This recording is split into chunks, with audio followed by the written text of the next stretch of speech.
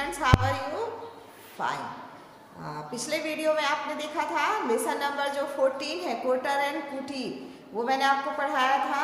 इसमें चातक पुत्र की कहानी है। चातक जो रहते हैं पक्षी, वो व्रत रखते हैं, उपवास रखते हैं, फास्ट बोलते जैसे इंग्लिश में। वो रखते हैं कि वर्षा गर्मियों के दिनों में रखते हैं कि बारिश का जो पहला पानी है वो गिरेगा, और वो इसलिए व्रत रखते कि जल्दी से जल्दी वर्षा हो, बहुत जल्दी वर्षा हो और ज़्यादा वर्षा हो। इसलिए वो व्रत रखते हैं कि पहला बारिश का पानी वो पी के अपना व्रत तोड़ेंगे। तो आपने यहाँ पे पढ़ा था कि चातक और चातक के पिता के बीच में थोड़ी सी बातों में उनकी वो हुई कि क्यों नहीं हम व्रत तोड़ सकते, सब कोई पानी पीता है तो हम क्यों नहीं पी सकते। तो चातक के पिता बोले नहीं, ऐसा नहीं है, हमारे ही व्रत से करोड़ों की प्यास बुझती है और क्या कहते हैं, पृथ्वी हरी भरी होती है, क्योंकि हमारे व्रत के कारण ही पानी बरसता। ऐसी परंपरा। और ये भी बोलते हैं कि इस व्रत के प्रभाव से आज तक किसी की भी मृत्यु नहीं हुई हमारे वंश में, ऐसा भी बोला उसने। तो वो नहीं माना, बोले नहीं, मेरी तो जान गले तक, मतलब चोंच तक आ गई है, प्राण आ गए, अब तो मैं पीऊँगा। तो चातक पिता बोलता है कि ठीक है, तुम पियोगे कहाँ से पानी? तो वो बोलता है मैं जहाँ से लोग पीते हैं वहाँ से पी लूँगा। तो चातक के पिता बोलते हैं कि क्या तालाब से पियोगे क्या, जो पास में तालाब है, पोखरी? तो वो उसको उसमें देखता है कि बहुत सारा कीड़े हैं, गंदगी है, वो उसको देख के फुरफुरी आ जाती कप। नहीं नहीं नहीं, मैं वहाँ से नहीं पीऊँगा, कितने वो है। तो बोले फिर कहाँ से पिएगा? तो बोलता मैं गंगा जल पीऊँगा। तो चातक के पिता बोले गंगा जल का अगर पानी पीना है तो यहाँ से, हमारे यहाँ से वो 5 उड़ान की दूरी पर है। जैसे हम किलोमीटर के हिसाब से आप बताते हैं कितने किलोमीटर दूर है। जैसे यहाँ से नागपुर है 85 किलोमीटर, हमारा वर्धा 30 किलोमीटर है। तो इसी तरह पक्षी की उड़ान के ऊपर आधारित रहता है, वो कितना उड़ सकता है, तो उसके आधार पर 5 उड़ान के ऊपर है। तो बोलते ठीक है, अगर तुम नहीं मानते हो तो पी लो, लेकिन गंगा का ही जल ग्रहण करना, इसके सिवा कोई जल ग्रहण नहीं करना। तो बोलता है ठीक है। फिर वो फुर से उड़ जाता है गंगा के तरफ, गंगा का जहाँ पानी है, नदी है, उधर की तरफ। तो 3 उड़ान के बाद फिर एक घर में रुकता है, जो कच्चा घर है, बुद्धन का घर है और कच्चा है, घास फूस का है। तो कुटीर बोलते हैं, जिसे मैंने आपको बताया था, कुटीर बोलते हैं। तो वहाँ पर एक नीम का पेड़ है। तो वो थक गया है, 3 उड़ान के बाद थक गया है, इसलिए वो विश्राम करने के लिए वहाँ पर वो रुक जाता। तो वहाँ पे देखता है कि बुद्धन बेचैन पड़ा हुआ है खाट पे, चारपाई पे, और शाम हो गई। सोचता कि मेरा पुत्र क्यों नहीं आया, वो घबरा रहा है, देख रहा है। इतने में फिर बुद्धन, वो उसका गोपाल नाम रहता है, उसके पुत्र का, वो आता दिखाई देता है। तो बोले अरे पिताजी, आज मुझे मजदूरी नहीं मिली और आज हम कैसे खाना खाएंगे? मजदूरी मिलती तो मैं उसी पैसों से आटा लाता और रोटी बनाता, क्योंकि इनके घर में खाने का भी कुछ नहीं था। सुबह वो चने खा के गया था और थोड़े से चने और पानी अपने पिताजी के पास रख गया था, क्योंकि उसको पैरालाइज हुआ था, पक्षाघात हुआ था। तो आधा शरीर उसका चलता था, आधा शरीर नहीं चलता था। फिर उसने बताया कि सुबह निकलते ही मैंने खाली घड़ा देखा, वो अशुभ हो गया। फिर गया तो वहाँ पे इंजीनियर साहब देखने आए थे, तो वर्षिया साहब को खूब डांट की गई और उन्होंने उसका गुस्सा हम पर निकाला। पूरे दिन मजदूरी कराई और शाम को जब मजदूरी देने का आया, पैसे देने की बात आई, तो बोलता आज मजदूरी नहीं मिलेगी। तो बेचारा वापस आ रहा था कि रास्ते में उसे बटुआ मिला। अब उसने देखा तो बहुत सारे रुपए थे, तो एक मन में लोभ हुआ कि मैं रख लूँ, पर उसके मन में वो लोभ नहीं आया। बोले ये किसका है? उसे ध्यान आया कि अभी एक कार गई थी, यहाँ से एक गाड़ी गई थी जिसमें एक रईस था। यहाँ पे अपने महते बोला गया है, रईस को क्या बोला गया है? महते। तो बोलते उसकी, तो वो दौड़ता दौड़ता उसी गाड़ी की तरफ गया, किधर से गई। तो आधे घंटे मतलब दौड़ने के बाद वो गाड़ी मिल गई उसको। फिर उससे पूछा कि ये बटुआ किसका है, आपका कुछ घूम गया? नहीं। तो वो देखता है, फिर उसके हाथ में आश्चर्यचकित होता है, अरे मेरा बटुआ कहाँ गया? तो बोलते ये है आपका। तो फिर उसने बताया था कितने इतने रुपए हैं, उसने गिने, बराबर हैं, और उसने दिया। तो महतों ने उसे 2 रुपये 2 आने देने भी चाहे, लेकिन उसने कहा मैं भीख नहीं लेता हूँ, और वापस आ गया। अब ये सारी बातें उसने अपने पिता से बताई कि आज मैं उससे उधारी मांग लाता तो चल जाता, भीख तो नहीं लिया पर उधारी ले लेता तो अच्छा, मैं फिर उसका वापस कर देता। तो इसके बाद से हम नेक्स्ट पैराग्राफ लेंगे, जहाँ तक मैंने पढ़ा है 126 का लास्ट पैराग्राफ है जो, ठीक है। बड़ी देर में अपने को संभाल कर बुद्धन बोला, अच्छा ही किया बेटा। मतलब जो उसने अच्छी बातें सिखाई, जैसे माँ बाप अच्छी बातें सिखाते हैं और वो आप जीवन में उपयोग करते हो उसका, तो उनको भी गर्व महसूस होता है कि हमारी अच्छी बातों को हमारे बच्चे ने जीवन में उपयोग किया है, माना है। ठीक है, तो अच्छा ही किया बेटा जो तुम महतो से रुपए उधार नहीं लाया, क्योंकि वो भी एक क्या होता है, भीख मांगना ही होता है। वह उधार मांगना भी एक तरह का क्या मांगना ही होता है, कि भीख मांगना ही होता है। भगवान ने तुझे ऐसी बुद्धि दी है तो मैं यही देखकर निहाल हो गया। निहाल मतलब क्या होता है, खुश हो गया। क्या हो गया, खुश हो गया, खुश हो गया, खुश हो गया। ठीक है, फिर 2 दिन की भूख हमारा कुछ बिगाड़ नहीं सकती। फिर वो बुद्धन बोलता अपने बच्चे से कि 2 दिन की भूख हमारा कुछ नहीं बिगाड़ सकती। जिस तरह यहाँ पे ध्यान देना, जिस तरह चातक अपने प्राण देकर भी मेघ के सिवा किसी दूसरे का जल ग्रहण कर यानी लेने का व्रत नहीं तोड़ता। देखो मेघ मतलब क्या होता है, बादल। मेघ मीन्स पता है आपको, बादल। ये हिंदी शब्द है और ये क्या है, तत्सम शब्द है। तो बोलता है 2 दिन की भूख हमारा कुछ बिगाड़ नहीं सकती। जिस तरह चातक अपने प्राण देकर भी मेघ के सिवा किसी दूसरे का जल ग्रहण नहीं करता। ग्रहण करना मतलब लेना, ग्रहण मीन्स क्या होता है, लेना, ग्रहण। तो यहाँ पे देखो वही बात आ गई कि ग्रहण नहीं करता और अपना व्रत भी नहीं तोड़ता। उसी तरह तू भी ईमानदारी की टेक ना तोड़ना। टेक मतलब क्या होता है, टेक मीन्स होता है ये जो अच्छी बातें हैं, अच्छी बातें। ठीक है, हाँ, तो टेक मत छोड़ना या फिर ये काम ना छोड़ना, अच्छी बात, काम भी जो रहता है ऐसा काम ना छोड़ना। ठीक है, तो मुझे मालूम हो गया है यह तू मुझसे भी अच्छी तरह जानता है, फिर भी कहता है कि सदा ऐसी ही मति रखना। मति मीन्स बुद्धि, मति मीन्स क्या होती है, बुद्धि, बुद्धि। ठीक है, बुद्धि रखना चाहे कितनी भी विपत्ति आए। विपत्ति मतलब मुसीबत, विपत्ति मतलब क्या होता है, मुसीबत, मुसीबत।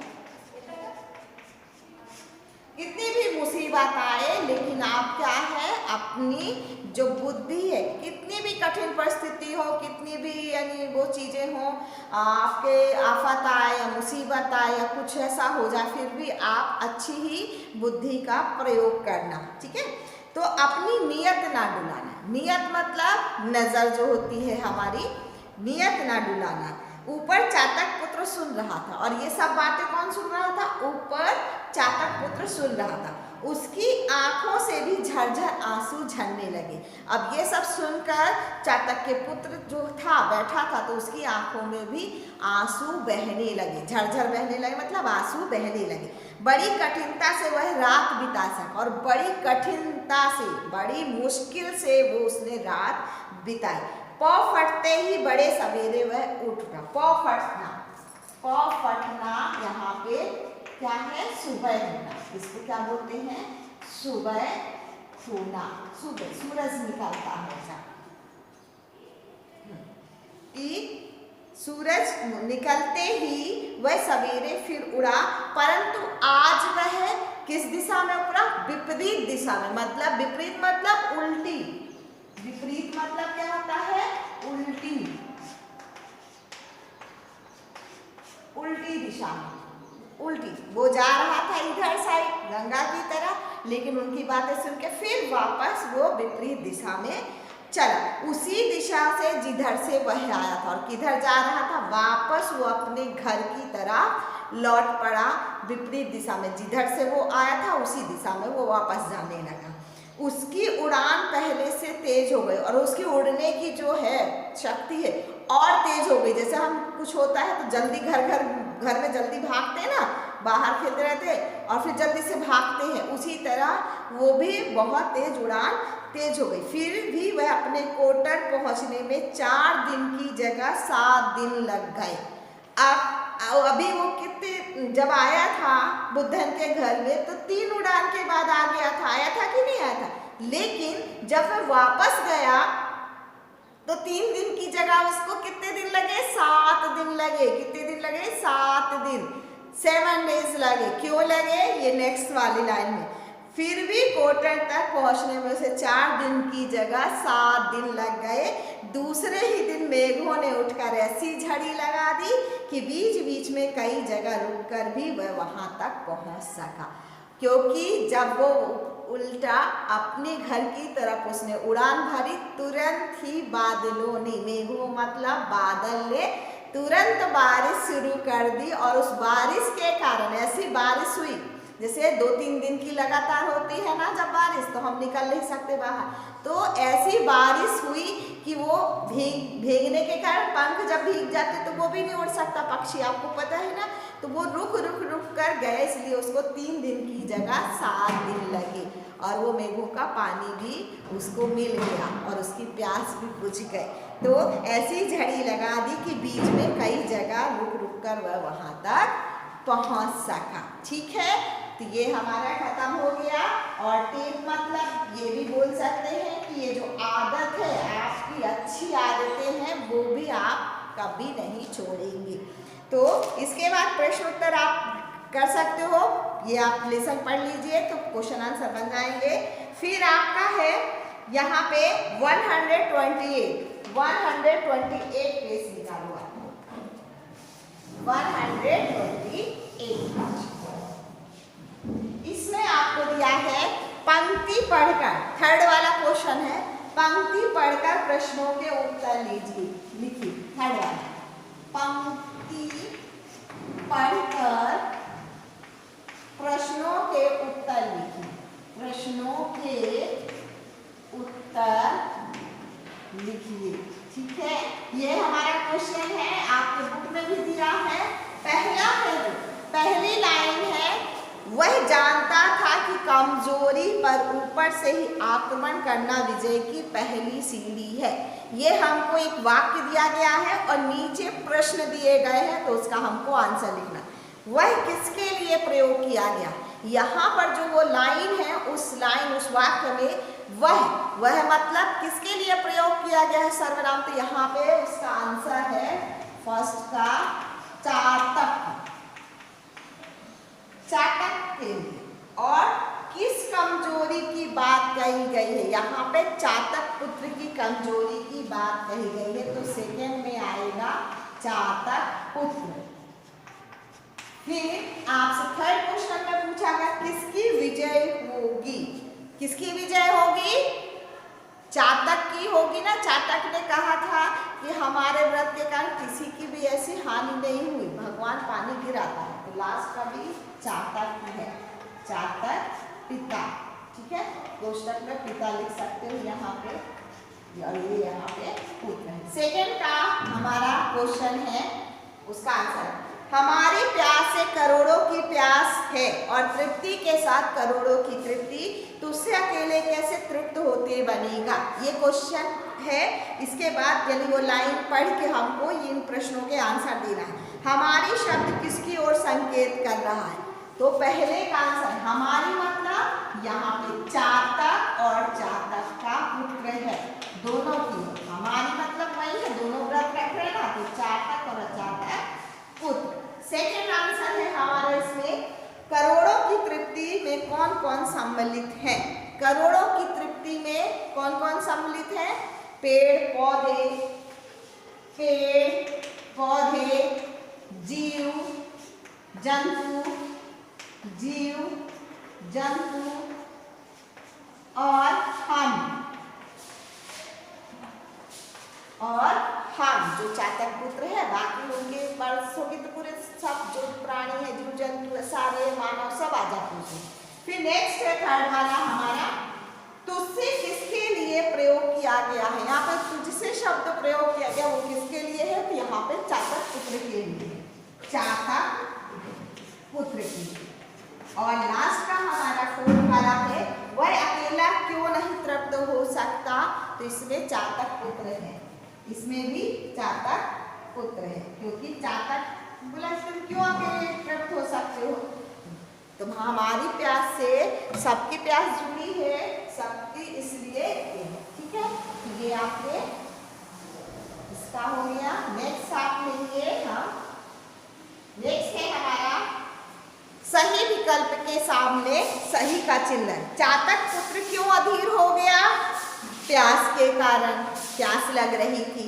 चातक परिवार का क्या व्रत था कि वर्षा का जल ही पीना है, ठीक है, ये तो पता चल। बुद्धन का घर कैसा था? ये कच्चा खपरेल वाला था, ठीक है। नीम का वृक्ष कहाँ था? आंगन में, बीचों बीच था ना, पढ़ा है ना आपने। गोकुल को मजदूरी क्यों नहीं मिली? कि ओवरसियर ने मना कर दिया, ये ठीक है। अब नेक्स्ट है दो शब्दों के योग से जोड़ा बनाने वाले शब्द शब्द युक्त कहलाती है। 4 प्रकार के होते हैं। जैसे मैं आपको क्वेश्चन हर बार देती हूँ, ये वाला तो पक्का देती हूँ। शब्द युग्म, शब्द युग्म, शब्द युग्म शब्द, ठीक है, शब्द।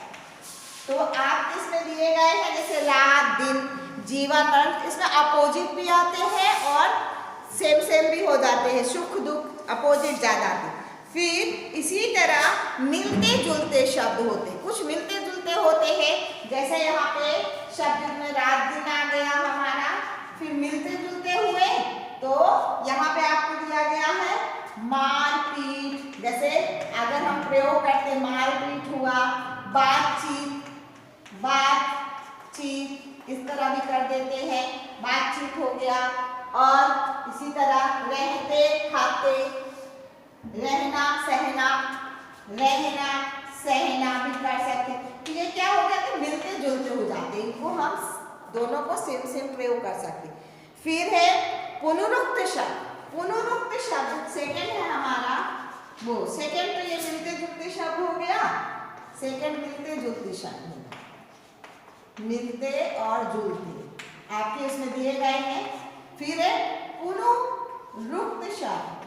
पुनरुक्त शब्द का मतलब होता है सेम शब्द, सेम। जैसे मैं आपसे बोलती साथ साथ, धीरे धीरे, कब कब, हम ऐसे प्रयोग आते ना, जैसे धीरे धीरे आया, तो ये कैसा है? सेम शब्द है ना, दोनों तरफ दोनों ही शब्द। तो पुनरुक्त मतलब उसी शब्द को 2 बार लिखना, साथ साथ, कहते ना साथ साथ, तो ये भी हो गया।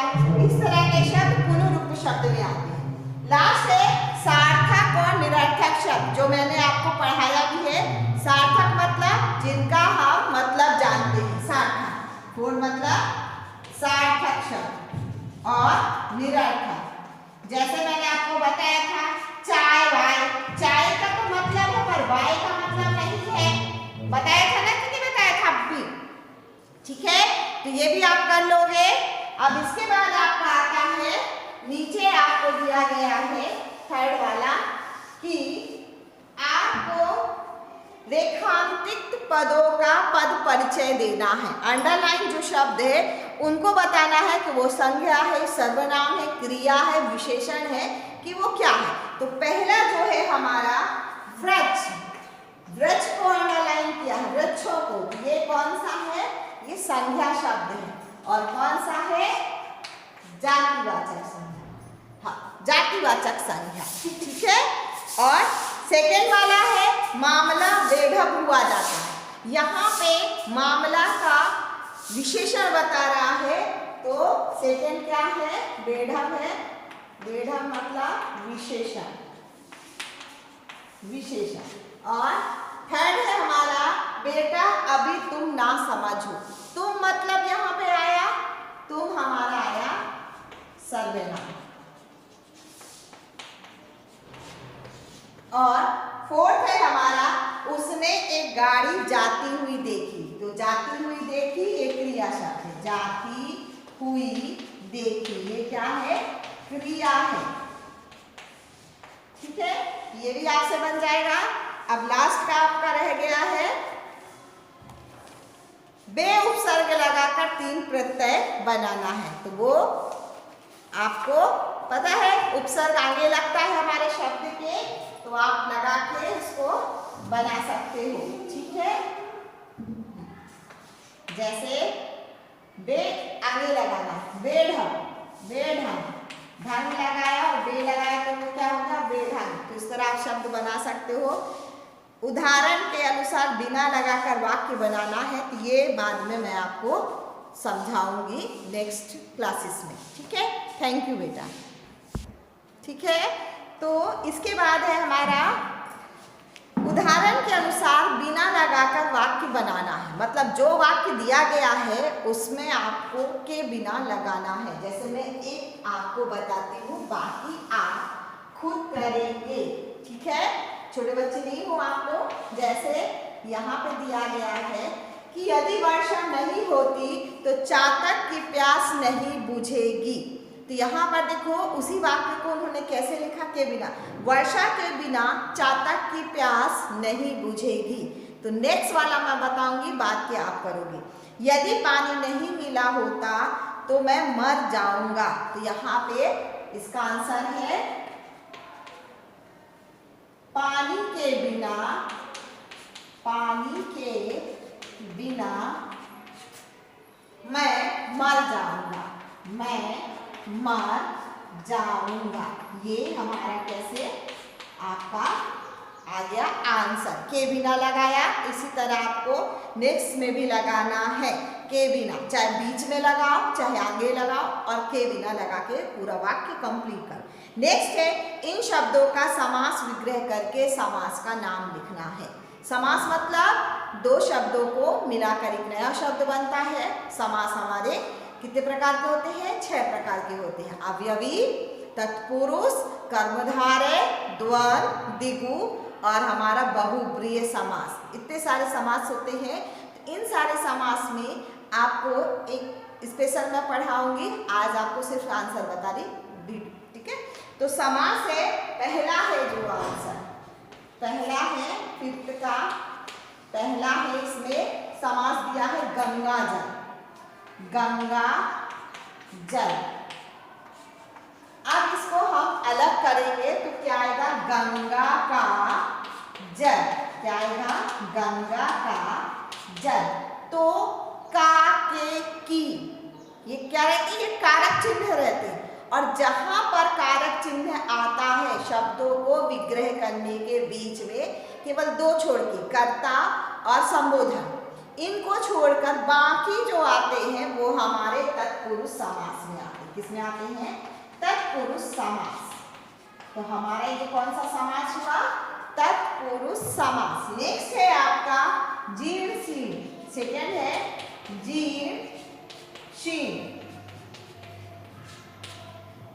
ये हमारा आता है जहां पर 2 लोगों के बीच में द्वंद्व हो रहा हो। द्वंद्व मीन्स लड़ाई हो रही है, तो वहां पर क्या आता है, हमारा द्वंद्व समास आता है। क्या आता है, द्वंद्व समास, द्वंद्व समास। और इसकी खासियत ये होती है कि जब हम इसको अलग करते हैं, ये निशान जो योजक चिन्ह है, तो इसको हटाकर यहाँ पे हम और लिख देते हैं, और जीर्ण और शीर्ण। क्या लिखते हैं हम, जीर्ण और शीर्ण। जैसे इसी तरह माता पिता, तो माता और पिता, भाई बहन, भाई और बहन, रात दिन, रात और दिन। इसमें अपोजिट भी होते हैं तो दोनों में द्वंद्व भी होता है, कहते हैं ना लड़ाई होती है, भाई बहन में लड़ाई होती है। उसी तरह इसमें हम ये हटा के और लिख देते हैं और ये बन जाता है हमारा द्वंद्व समास, ठीक है। अब नेक्स्ट है हमारा अनुरूप।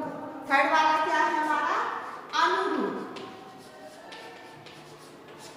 ये हमारा आता है, इसमें आपके अवयव शब्द पढ़ाए थे मैंने, तो इसको जब हम अलग करते हैं तो क्या होता है, रूप के अनुसार। क्या होता है, रूप के अनुसार। तो जब इस अवयव को हम अलग नहीं कर सकते, इस वाक्य को हम चेंज नहीं करते, तो क्या आता है, अवयवी भाव समास। क्या आता है, अवयवी समास, भाव समास। जहां पर आपने पढ़ा है अविकारी शब्द, अवयव शब्द में हम चेंजेस नहीं कर सकते, वो हमारे अविकारी शब्द कहलाते हैं। उसी तरह यहाँ पे जैसे रातों रात, हाथों हाथ, या प्रतिदिन, प्रत्येक दिन, प्रतिदिन, प्रत्येक दिन होता है कि नहीं होता, उसी तरह यहाँ पे हमारा क्या आएगा, अवयवी भाव समास। फिर नेक्स्ट है आपका नेक्स्ट दिया है आपको घनश्याम, फोर्थ है ना, घनश्याम। घन मीन्स क्या होता है? बादल। यहाँ पे घन मीन्स क्या होता है? बादल। तो इसका हमारा आएगा बादल के समान या घन के समान जो है, घन के समान, या ये भी लिख सकते हैं तो घन के समान श्याम। और घन की जगह हम बादलों का भी यूज कर सकते हैं। तो ये आता है हमारा, किसमें आता है? कर्मधारय समास में, कर्मधारय समास में। इसके बाद फिफ्थ है हमारा घनश्याम के, ठीक है। तो नेक्स्ट है हमारा अन्याय। अन्याय मीन्स क्या होता है? न्याय मीन्स तो न्याय करना, न्याय मीन्स अन्याय। तो जिसमें आता है न्याय के विरुद्ध, जो काम न्याय के विरुद्ध हो उसको क्या बोलते हैं? हम अन्याय बोलते हैं। ये भी हमारा कौन सा समास है? ये हमारा के आया, कर्ता ने कर्म को का के संबंध, ये हमारा आता है तत्पुरुष समास। जहाँ पे हमारे कारक चिन्ह आते हैं वहां पे हमारा तत्पुरुष समास होता है, ठीक है। आए समझ में? जहाँ पे तो तत्पुरुष समास के बिना, के कारण, ऐसे। फिर लास्ट का है हमारा द्वंद्व। द्वंद्व सुनी है कि नहीं सुनी? बहुत दादी लोगों के मुंह से सुनी होगी, आजी लोगों के मुंह से। द्वंद्व चलती थी, दो आने चलते थे बहुत पहले, लेकिन अभी नहीं चलती। तो दो आनों का समूह, इसको क्या बोलते हैं? दो आनों का समूह, का समूह। और जहाँ पे समूह आता है, क्या आता है? समूह आता है, वहां पे द्विगु समास आता है। कौन सा आता है? द्विगु समास। दो आनों का समूह, जैसे यहाँ पे चौराहा, चार राहों का समूह, त्रिनेत्र, तीन नेत्रों का समूह। सुना है कि नहीं सुना है? मैंने पढ़ाया भी है आपको। तो ये द्विगु समास होता है। तो ये सारे आपके समास हो गए। अब इसके बाद लास्ट का है सही उत्तर के सामने सही का चिन्ह लगाइए। तो द्वंद्वी शब्द में समास में बता चुकी हूँ कि कौन सा है, द्विगु समास है, तो लिख लेना। आश्रय शब्द का वर्ण विच्छेद करना है, ये भी आपसे बन जाएगा। फिर गा है, किस शब्द में बे उपसर्ग का प्रयोग नहीं किया गया है, तो ये भी आप देखना, उपसर्ग नहीं होना चाहिए। मतलब शब्द है लेकिन उसमें बे हम नहीं लगाना चाहते, यानी नहीं लगाना पड़ता, लेकिन उन्होंने लगा के दिया, ऐसा कौन सा शब्द है। और लास्ट का है गोकुल अभी तक नहीं आया, क्रिया पहचाने। तो ये आपके होमवर्क है, जो MCQ होमवर्क होता है वो आपका लास्ट का है, वो आप करेंगे अपने मन से। थैंक यू बेटा, हैव ए नाइस डे।